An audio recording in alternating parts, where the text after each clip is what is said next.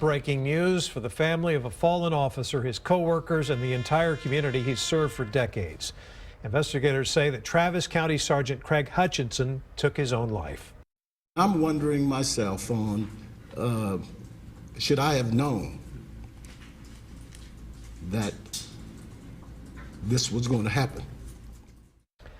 A big development many never saw coming. Tonight, we're about to look at the effects this sergeant's suicide will have, not just on his family, but the entire sheriff's department. Travis County Sheriff Greg Hamilton says he never suspected this would happen, and that's why he worries other officers may be in the same position. KXAN's Leslie Rangel has more on changes he talked about making just hours ago. Depression and anxiety are two warning signs of suicide, but it's signs that Sheriff Greg Hamilton and his co-workers say they did not notice. Investigators say Sergeant Hutchinson was having financial issues. His home was selling in foreclosure auction. He was diagnosed with depression twice, once in 2014 and again in 2015. He was prescribed medication for his mental illnesses, but investigators say ibuprofen was the only drug in his system at the time of his death. Sheriff Hamilton asking himself, should he have known? Now he wants to make changes to help others who may find themselves in similar situations. We have a staff psychologist that we just brought on, and I sent her an email, and we're going to sit down and talk about ways that we can address this particular issue. I'm also going to have a meeting with my command staff to talk about looking into financial status of individuals. And during the press conference, Sheriff Hamilton told us life is precious. He said he did not get a chance to tell Sergeant Hutchinson that. He says from now on, he will stop at nothing to make sure all of his co-workers and friends have the help they need. For now, reporting in Round Rock, Leslie Rangel, KXAN News. Sheriff Greg Hamilton also discussed another question we've been looking into.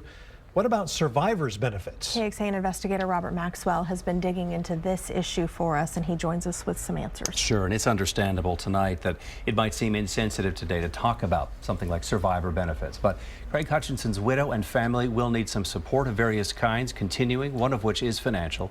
Will Hutchinson's family receive his Travis County employee retirement and pensions funds? Yes. He was with the sheriff's office for 32 years. Will Hutchinson's family qualify for state and federal payouts combined worth about $800,000? Well, after today's ruling of suicide, that is unlikely. And this afternoon, Sheriff Hamilton echoed that. There are other benefits out there, and that's up to the federal government, and they are pretty particular in vetting the process. So if you want to answer from me, my belief is no.